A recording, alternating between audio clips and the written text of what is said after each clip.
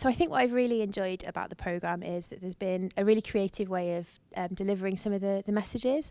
So usually on training courses it's quite formulaic, and it's been a really good balance between what we've been given, the information we've been given in lectures, and what we've been able to play out and role play and practice, and also the element of coaching that we've received from our peers as well.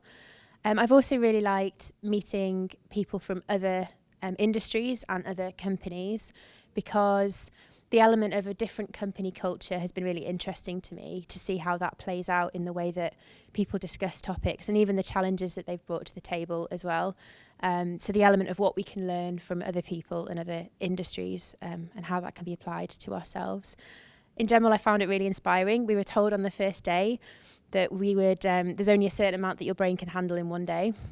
And we all sit there and go, yeah, sure, 3 hours, okay.